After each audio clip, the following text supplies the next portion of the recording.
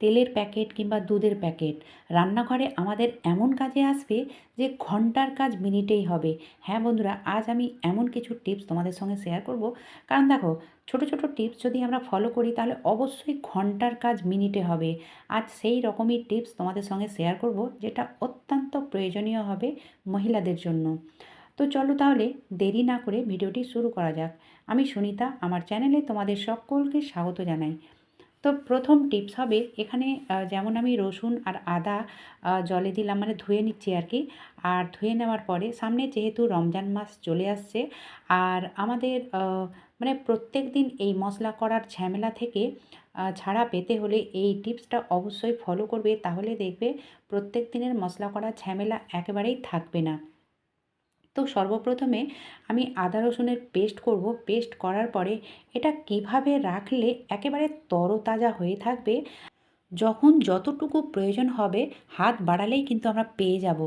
ব্যাপার হচ্ছে রাখতে হবে ঠিকভাবে। তার জন্য মশলাটাতে আমি দিয়ে দিলাম 1 চামচ সরিষার তেল। ঠিক আছে, রান্নার তেল দিয়ে দিলাম। দেওয়ার পরে ভালোভাবে মানে মিশিয়ে নিলাম আর কি।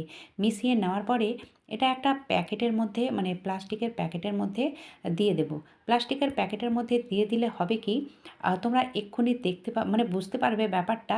স্কিপ না করে তোমরা দেখতে থাকো, কারণ দেখো রমজান মাসে যদি বেশি বেশি ইবাদত করতে চাও তাহলে কিন্তু এই কাজগুলো অবশ্যই আগেই করে নিতে হবে। তো আমি প্যাকেটের মধ্যে দেওয়ার পরে ভালোভাবে এটাকে সেট করে দিয়েছি। সেট করার পরে আমি তোমাদের দেখাচ্ছি, মানে এটা ফ্রিজারের মধ্যে রেখেছিলাম মোটামুটি 1.5 থেকে 2 ঘন্টা পর বার করে নিতে হবে। বার করার পরে এইভাবে মানে চামচ দিয়ে মানে কাট করে নিতে হবে প্লাস্টিকের উপর থেকে। তারপরে আবারও আমি রেখে দিয়েছিলাম। তো পরের দিন আমি এটা দেখাচ্ছি তোমাদের। তো এইভাবে ছোট ছোট কিউব করে নিয়েছি, মানে টুকরো টুকরো করে নিয়েছি। তো যদি প্লাস্টিকে না রাখতে চাও সেক্ষেত্রে তোমরা কীভাবে করবে, খুবই সহজ একটা পদ্ধতি আছে, সেটাও আমি দেখাবো তোমাদের। তো এবারে দেখো, এই টুকরোগুলোকে একটা যে কোনো কৌটোর মধ্যে, কন্টেনারের মধ্যে কিংবা কাঁচের বয়ামের মধ্যে ভরে দাও। ভরে দেওয়ার পরে এটা না ফ্রিজারের মধ্যেই রাখতে হবে, ঠিক আছে? তাহলে একটার সঙ্গে একটা লেগে যাবে না।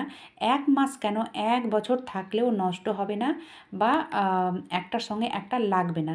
তো আমাদের যখন মানে যতটুকুর প্রয়োজন হবে, একটার প্রয়োজন হলে একটা বার করব, দুটোর প্রয়োজন হলে দুটো বার করব। প্লাস্টিকে না জমিয়ে তোমরা এই বরফ জমানোর যে ট্রেগুলো থাকে, তো এগুলোতে জমিয়ে নিলেও কিন্তু খুব সুন্দর হবে, বা মানে খাটুনিটা বেশি হবে না। চলো এবার দেখে নেওয়া যাক পরবর্তী টিপস। তো এই যে কৌটোগুলো, এটা যেমন এখন খালি হয়ে গেছে, মানে চিনির কৌটো ছিল, তো এটাতে আবার আমি চিনি ভরবো। তো চিনিটা ভরার আগে কি করব, এটাকে ক্লিন করে নেব, যেহেতু এটা খালি হয়ে গেছে।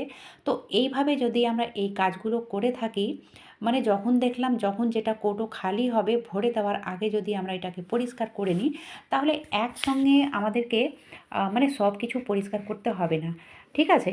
মানে আর একসঙ্গে মানে অতিরিক্ত নোংরাও হবে না।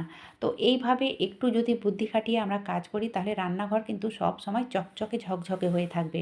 তো অবশ্যই যখন যে কৌটোটা খালি হবে সেই কৌটোটা ধুয়ে নেওয়ার পরে সেই কৌটোতে আবার মাল মশলা ভরে নিতে হবে।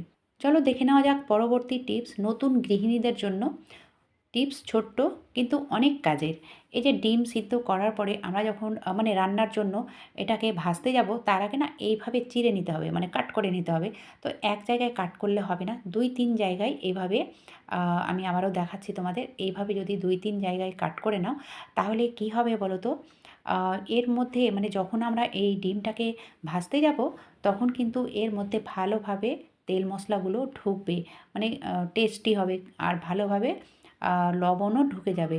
তো অবশ্যই এই ডিমটাকে ভাজার সময় তেলে একটুখানি লবণ আর একটুখানি হলুদ আর লঙ্কা গুঁড়ো দিয়ে দিলে ডিম ভাজাটা কিন্তু দুর্দান্ত হয়। তোমরাও কিন্তু এইভাবে করে দেখবে। যারা নতুন গৃহিণী তাদের বলছি, যারা এক্সপার্ট তাদের তো কোনো ব্যাপারই নেই। তো যাই হোক, চলো দেখে নেওয়া যাক পরবর্তী টিপস, মানে কুকিং টিপস। তো এখন মানে শীতের সময় এই মিষ্টি আলু বেশি পরিমাণে পাওয়া যায়। ব্যাপার হচ্ছে মিষ্টি আলু সেদ্ধ করার সময় না যদি আমরা জলে ডুবিয়ে এটাকে সেদ্ধ করি তাহলে এর টেস্ট কিন্তু অনেকটাই কমে যায়, ভালো লাগে না। তো আমি এটা কিভাবে সেদ্ধ করছি চলো দেখাচ্ছি তোমাদের। এটা কিন্তু আমি জলে দিইনি, ঠিক আছে? অল্প মানে হাফ কাপ মতো জল দিয়েছি, আর ওই জলের ওপরে একটা প্লেট দিয়েছি, আর প্লেটের ওপরে আমি এই মিষ্টি আলুগুলোকে রেখে দিয়েছিলাম। দেখো একটুখানি জল দিয়েছিলাম, পুরো জলটাই কিন্তু থেকে গেছে, কারণ এই মিষ্টি আলু সেদ্ধ করার সময় জল টানে না। ঠিক আছে, তো আমি কুকারে করেছি, তোমরা চাইলে না হাঁড়িতেও এইভাবে করে নিতে পারো, মানে একটুখানি জল দিয়ে আর প্লেটের ওপরে এভাবে রেখে দিলেই কিন্তু এই আলু সেদ্ধ হয়ে যায়। চলো এবার দেখে নেওয়া যাক পরবর্তী টিপস। তো এই যে মাছ নিয়ে, মাছ বাজার থেকে কেটে কুটে আনলেও ঘরে কিন্তু ভালোভাবে ধুতে হয়। তো শীতের সময় না মাছ ধুতে একটু অসুবিধেই হয়, কারণ কোনো রকমে যদি একটু নখে লেগে যায় তাহলে কিন্তু অতিরিক্ত ব্যথা করে। আর অনেক সময় দেখা যায় যে নখে ব্যথা আছে বা হাতে ব্যথা আছে, সেক্ষেত্রে আমরা কিভাবে এটাকে ক্লিন করব। তো এই দেখো এইভাবে যে গ্রেটারগুলো থাকে, এক্সট্রা গ্রেটার কিংবা যে কোনো গ্রেটার দিয়ে তোমরা এইভাবে না এগুলোকে ক্লিন করতে পারো, কারণ এমন এমন মাছ থাকে যেগুলো আমরা মেঝেতে ঘষা দিয়ে থাকি। তো মেঝে বলতে একেবারে তো প্লেন জায়গায় হয় না, সবাই জানো, যারা গৃহিণী তারা অবশ্যই জানবে। তো ব্যাপার হচ্ছে রান্নাঘরে ওই রকম জায়গা খুব কমই পাওয়া যায়। তো তোমরা এইভাবে গ্রেটারের সাহায্যে, মানে মিহি দিকে হোক কিংবা মোটা দিকে হোক, তোমরা ঘষে নিতে পারো। ঘষে নিলে কিন্তু মাছের আঁচটা একেবারে দূর হয়ে যাবে, আর হাতেও লাগবে না, মানে আঙুলেও কোনো রকম খুঁটাখুটি করতে হবে না। তো অবশ্যই তোমরা এই কাজটা না এই গ্রেটার দিয়ে করে নিতে পারো। ভীষণই সহজ আর ভালো পদ্ধতি।